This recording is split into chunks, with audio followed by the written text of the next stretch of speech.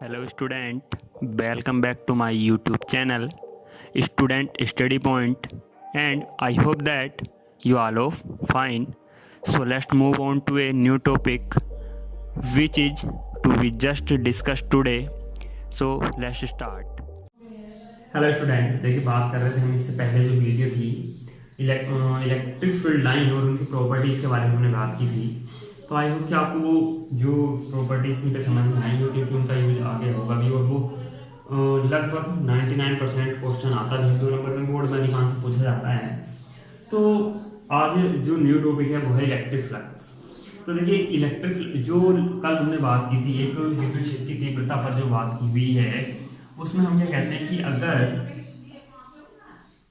ये uniform electric field है, ठीक है, तो इसमें अगर हम क्या करें, कोई एकांक पृष्ठीय क्षेत्रफल वाला कोई सरफेस रख देते हैं, ठीक है, मान लिया यहाँ हमने ये रख दिया एकांक पृष्ठीय क्षेत्रफल, तो यहाँ भी तो इलेक्ट्रिक फील्ड की इंटेंसिटी क्या थी, यानी विद्युत क्षेत्र की जो तीव्रता थी वो क्या कहती थी, एकांक पृष्ठीय क्षेत्रफल से गुजरने वाली ये इलेक्ट्रिक फील्ड लाइन होती हैं, ठीक है, तो इनकी जो संख्या है ये क्या कहलाती है, विद्युत क्षेत्र की तीव्रता कहलाती है, यानी इलेक्ट्रिक फील्ड इंटेंसिटी कहलाती है, जो हम अधिकांश जानते हैं। ठीक, अब यदि ऐसा हो, आप ये सोच के चलिए कि यहां मैं कहूं कि ये एकांक नहीं है, इसका जो क्षेत्रफल है वो ए है। अब पहले तो हमने a बराबर 1 मान रखा था, ठीक है, अब मान के चलिए कि यहाँ a एक ऐसी वैल्यू है कि वो एकांक नहीं है, तब इसकी जो इलेक्ट्रिक फील्ड की इंटेंसिटी होगी है, जो इलेक्ट्रिक इंटेंसिटी बात कर रहा हूँ कि ये जो एरिया है, अब इस एरिया से जो गुजरने वाली रेखाएं होंगी वो क्या कहलाएंगी। तो ऐसा अब इसके लिए क्या होता है उसकी बात करते हैं, चलिए अब, ठीक है। तो इसमें क्या है अब कि यदि जो इलेक्ट्रिक फील्ड है, ठीक है, इसके लंबवत यदि कोई पृष्ठीय क्षेत्रफल रखा जाए, ये ठीक है, यदि कोई पृष्ठीय क्षेत्रफल रखा जाए किसके लंबवत, विद्युत क्षेत्र के लंबवत रखा जाता है, तो इससे गुजरने वाली जो बल रेखाओं की संख्या है, यानी अब इसको मैंने क्या बोला था, कैपिटल ए है, ठीक है, तो इस विद्युत क्षेत्र से विद्युत क्षेत्र में हमारा इस पृष्ठीय क्षेत्रफल से गुजरने वाली जो बल रेखाओं की संख्या है, ये कहलाती है एक नई क्वांटिटी जिसको हम बोलते हैं इलेक्ट्रिक फ्लक्स, यानी टोटल सरफेस से गुजरने वाली जो वैध क्षेत्र रेखाएं हैं उनकी संख्या क्या कहलाती है, विद्युत फ्लक्स कहलाती है। लेकिन कब, जब विद्युत क्षेत्र के इस पृष्ठ को लंबवत रखा जाए, यानी अगर ये इलेक्ट्रिक फील्ड लाइन हो तो इनके लंबवत इस तरीके से कोई सरफेस रखा जाए, ठीक है, तो इस सरफेस से गुजरने वाली जो ये बल रेखाओं की संख्या होगी ये क्या कहलाएगी, आपकी इलेक्ट्रिक फ्लक्स कहलाएगी, ठीक है। अब लेकिन हम ये भी कह सकते हैं कि भाई अगर किसी वजह से ये इस तरह से ना हो के ये इलेक्ट्रिक फील्ड लाइन हो गई, ठीक है, और यहां सरफेस रख दिया जाए इस तरीके से,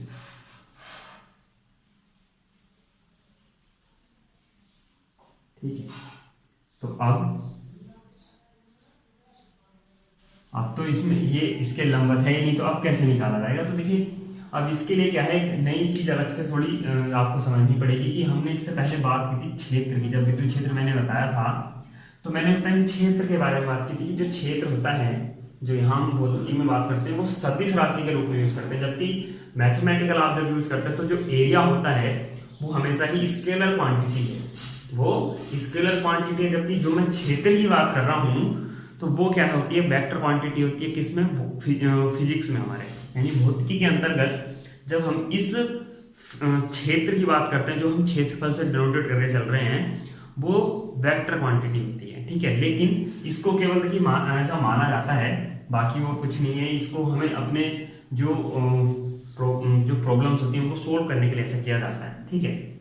अब देखिए कि हमारे पास यदि इससे लंबवत गुजरने वाला है ये इसका क्या हो, सरफेस हो, यानी सरफेस की जो लंब डायरेक्शन है वो ये है बाहर की ओर, ठीक है इसकी, लेकिन इलेक्ट्रिक फील्ड लाइन की जो डायरेक्शन है वो एक ये है, ठीक है, क्योंकि लाइनें तो मैंने किस रखे, तो इलेक्ट्रिक इसकी डायरेक्शन आप इस तरह से अगर मान लो ये है तो इसकी डायरेक्शन क्या होगी यहां से ये, ठीक। अब अगर मैं यहां से इसका क्षैतिज घटक निकालता हूं, ये कब, जब ये विद्युत क्षेत्र से थीटा कोण बनाता हो, तो उस टाइम ये जो वैल्यू है निकल के जो आती है, ये वैल्यू आपने फर्स्ट ईयर में निकालनी सीखी, कितनी आ जाएगी, अगर ये ए हो और ये ई हो तो ये वैल्यू आ जाती है ए कॉस थीटा। केवल ए की मैं बात कर रहा हूं तो ए कॉस थीटा की डायरेक्शन भी इस तरीके से होगी, यानी यहाँ आप ऐसे मान लीजिए ए कॉस थीटा की डायरेक्शन, ठीक है। तो ऐसा कब किया हमने, जब इलेक्ट्रिक फील्ड लाइन से कोई सरफेस थीटा एंगल पर झुका हो। ये कंडीशन आपको कब यूज करनी है, जब जो हमारे पास कोई प्लेन है यानी कोई पृष्ठ है, वो पृष्ठ क्या हो, ये मान लीजिए आप देखिए ये इलेक्ट्रिक फील्ड लाइन है, केवल एक लाइन को मैं इसकी जगह दिखा रहा हूँ, ये कोई सरफेस रखा हो तो अगर वो एंगल क्रिएट करता है इससे थीटा, ठीक है, तब तो आपको ये कंडीशन यूज करनी है, और अगर वो इसी के लंबवत है तो आपको फिर ये डायरेक्टली कंडीशन है आपकी। तो आप जो स्टैंडर्ड फॉर्मूला है वो ये है, इससे निकलता है, बाकी आप नॉर्मल इससे कह सकते हैं। कैसे देखिए, अब इसकी कहानी है, मैं इसकी अगर मैं बात करूं तो इसके जरिए आप अगर यहाँ इस सरफेस से गुजरने वाली बल रेखाओं की संख्या निकालना चाहते हैं, यानी वैद्युत बल रेखाओं की संख्या निकालना चाहते हैं, तो कैसे निकालेंगे। एक मैं इसको क्या कर रहा हूँ, देखिए छोटे छोटे पार्टीशन में डिवाइड करता हूँ, कि अगर मान लिया ये काफी बड़ा हो एरिया हो, तो मैं इसको क्या कर देता हूँ, बराबर बराबर भागों में डिवाइड कर देता हूँ ऐसे, ठीक है, ये बराबर बराबर भागों में आप इसको डिवाइड कर लीजिए इस तरीके से। तो अब देखिए इस एक भाग से इलेक्ट्रिक फील्ड इंटेंसिटी यानी विद्युत क्षेत्र की तीव्रता की परिभाषा के अकॉर्डिंग क्या था कि एकांक क्षेत्रफल से गुजरने वाली बल रेखाओं की संख्या क्या होती है, ई होती है। क्या होती है, ई, यानी विद्युत क्षेत्र की तीव्रता कहलाती है। अब यहां ऐसे कितने भाग हैं, काफी सारे। तो अगर मैं एक भाग से गुजरने वाली संख्याओं की इन जैसे देखिए 1 2 3 4 5 6 7 1 2 3 4 5 6 देखिए ये टोटल 18 भाग हैं, ठीक है, ये टोटल 18 भाग हैं। अगर एक भाग से ई की वैल्यू गुजर रही है इससे, यानी एक भाग के लिए इलेक्ट्रिक जो विद्युत बल रेखाओं की संख्या वो ई है, तो 18 के लिए कितनी होगी, आप क्या करोगे, मल्टीप्लाई। और इस 18 से मतलब क्या है, ये टोटल एरिया हुआ किसका, इस पृष्ठ का, ठीक है। तो इसका मतलब क्या होगा कि यदि हमें किसी सरफेस से गुजरने वाली कुल बल रेखाओं की संख्या चाहिए, यानी जिसको हम क्या बोलते हैं, विद्युत फ्लक्स चाहिए, तो उसके लिए हम क्या करते हैं, जो हमारे पास उसके एकांक भाग से गुजरने वाली बल रेखाओं की संख्या होती है, जिसको हम बोलते हैं विद्युत क्षेत्र की तीव्रता, इसकी मल्टीप्लाई क्षेत्रफल के साथ कर ली जाती है। लेकिन कब, केवल जब ये पृष्ठ वैद्युत क्षेत्र रेखाओं के साथ क्या रखा हो, लंबवत रखा हो। तो इलेक्ट्रिक फ्लक्स को डिनोट करते हैं फाई से, तो E इंटू ए क्या बना, इसका फॉर्मूला बना। कब, जब ये फर्स्ट कंडीशन की बात हम कर रहे हैं। कब, जब हम फर्स्ट कंडीशन की बात कर रहे हैं। फर्स्ट कंडीशन का मतलब कि जब विद्युत बल रेखाओं के लंबवत रखा गया है कोई भी पृष्ठ, तो ये जो आपका फॉर्मूला है ये उस कंडीशन के लिए। लेकिन अगर वो एंगल पर छुपा है, तो देखिए इसका जो सदिश है वो क्या है, ए, यही तो था ए, क्योंकि दोनों एक दूसरे के साथ समांतर रखे हुए हैं। लेकिन क्षेत्र जो पृष्ठ रखा हुआ वो क्या रखा हुआ है, लंबवत। लेकिन क्षेत्रफल सदिश क्या है, विद्युत क्षेत्र की दिशा में, ठीक है। अब यहाँ क्या हुआ है, थीटा कोण बनाए हुए है। देखिए ये एरिया है, एरिया के जो वेक्टर है वो है, और जो यहाँ है ये इलेक्ट्रिक फील्ड इंटेंसिटी की डायरेक्शन है। तो इसकी दिशा में हम क्या करते हैं, इस ए का घटक निकाल लेते हैं, तो ए cos थीटा आ जाता है। अब कैसी कंडीशन बन गई, देखिए इस ए की जगह आप क्या रह गया, ए cos थीटा, और ई अपनी जगह ऐसे क्या ऐसी है, तो इन दोनों को मल्टीप्लाई करेंगे तो क्या आ जाएगा, phi equal to E into A cos theta. अब आपको ये अगर ध्यान हो तो ये किस तरह का सूत्र है, ये है A vector dot B vector equal to A B cos theta. तो इसका मतलब आप इसको कैसे लिख सकते हैं, इसकी जगह आप ये इसको इस फॉर्मेट में लिख सकते हैं। तो ये आ जाएगा E vector dot A vector, और ये किस प्रकार का गुणन है सदिशों का, अदिश गुणन है। तो जो राशि प्राप्त होती है वो कैसे प्राप्त होती है, अदिश, तो यानी स्केलर क्वांटिटी यानी अदिश राशि होगी। कौन, विद्युत फ्लक्स। तो ये एक अदिश राशि है यानी स्केलर क्वांटिटी है, और इसका मात्रक और विमा आप निकाल सकते हैं यहाँ से। ई का मात्रक होता है न्यूटन पर कूलम्ब इनटू एरिया का मीटर स्क्वायर, तो ये बन जाएगा न्यूटन मीटर स्क्वायर पर कूलम्ब। डायमेंशन निकालने के लिए भी इसी का यूज कर सकते हैं। डायमेंशन ई की निकाल, देखिए न्यूटन यानी अभी इससे आराम से डायमेंशन निकल जाएगी। न्यूटन के रख लीजिए m/10⁻², मीटर स्क्वायर के लिए l स्क्वायर, और at किसकी आ जाएगी, नीचे कूलम्ब की। ठीक है, तो ये आपकी क्या है, डायमेंशन इसके जरिए आप निकाल सकते हैं। तो ये तो हुआ इलेक्ट्रिक फ्लक्स के बारे में आपका। ठीक है, स्केलर क्वांटिटी है ये या ई cos थीटा, इसका स्टैंडर्ड फॉर्मूला है। ठीक है, और यूनिट कैसी है, आदेश, मात्रा हुआ न्यूटन मीटर स्क्वायर पर कूलम्ब, डायमेंशन आप इसके जरिए निकाल सकते हैं। अब बात करते हैं आगे कि किसी बिंदु के कारण यानी बिंदु आवेश के कारण यानी पॉइंट चार्ज के कारण किसी बिंदु पर हम क्या निकालते हैं, विद्युत क्षेत्र की तीव्रता निकालनी है। तो कैसे निकालेंगे उसके बारे में हम बात कर लेते हैं। देखिए क्या है कि जो आप ये मान लीजिए कि ये कोई सोर्स चार्ज है Q। ठीक है, ये कोई सोर्स चार्ज है Q, और मैंने इसको पॉजिटिव दे रखा है। यहां से R दूरी पर एक Q0 चार्ज रखा हुआ है। ठीक है, एक P बिंदु मान के चलिए आप, P बिंदु पर इस पर हमें विद्युत क्षेत्र की तीव्रता ज्ञात करनी है, और जिस पर क्या रखा हुआ है, Q0 चार्ज रखा हुआ है। ठीक है, तो सबसे पहले क्या हुआ वो देखिए, आप दो चार्ज के बारे में आप जैसे आते हैं तो आपके दिमाग में सबसे पहली चीज क्या आएगी कि ये सोर्स चार्ज जो है यानी स्रोत आवेश जो होगा, तो ये क्या करेगा, इस पर क्या लगाएगा, फोर्स लगाएगा।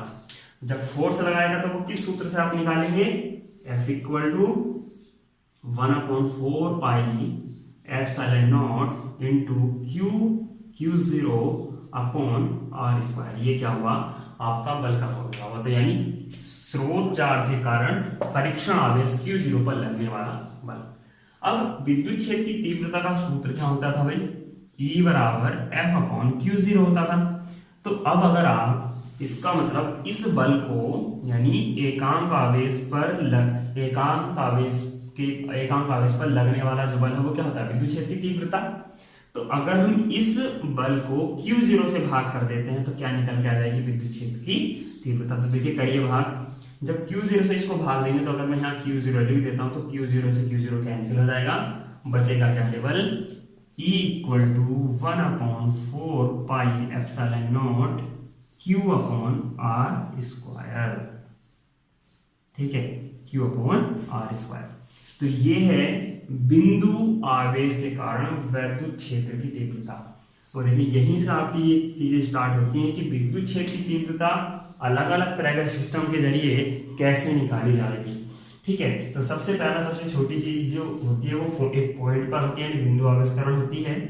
तो वो हमने निकाल ली है यहाँ। तो क्या सूत्र है, E = 1/4 पाई एप्सिलॉन 0 Q/R²। दूसरी चीज देखिए यहां से क्लियर हो जाता है कि जो विद्युत क्षेत्र की तीव्रता है वो परीक्षण आवेश पर डिपेंड नहीं करती। क्यों, क्या इलेक्ट्रिक फील्ड इंटेंसिटी के फॉर्मूले में यहाँ Q0 आया आपका, नहीं। क्यों, और देखिए इसका एक रीजन और भी है। जब हमने परीक्षण आवेश की बात की थी तो हमने कहा था परीक्षण आवेश का मैग्नीट्यूड बहुत छोटा होता है, और ये इतना छोटा होता है सोर्स चार्ज की मैग्नीट्यूड की तुलना में कि वो इसके इलेक्ट्रिक फील्ड को या इसके इलेक्ट्रिक फील्ड पर कोई इफेक्ट नहीं दिखाता। ठीक है, तो इसलिए हम कह भी सकते हैं कि जो E है वो Q0 पर निर्भर नहीं करता। किस चीज पर निर्भर करता है, सोर्स ऑफ चार्ज पर करता है। ठीक, और जो दूरी होती है उसके ऊपर करता है, यानी जो R है R के यानी दूरी पर डिपेंड करता है, आप ये मान के चलिए। ठीक है, कैसे करता है वो आप इस यहाँ से देख सकते हैं, वर्ग के व्युत्क्रमानुपाती होती है। किसकी, दूरी का जो वर्ग है उसके व्युत्क्रमानुपाती है, इलेक्ट्रिक इंटेंसिटी होती है। तो ये दो टॉपिक थे आज के, इलेक्ट्रिक फ्लक्स और electric field intensity due to a point charge. ठीक है, यानी विद्युत आवेश के कारण वैद्युत क्षेत्र की तीव्रता ज्ञात करना है, कैसे ज्ञात करते हैं वो आपके सामने। सो आई होप कि आपको दोनों टॉपिक समझ में आए हो। So thank you for watching, और लाइक और सब्सक्राइब शेयर करना।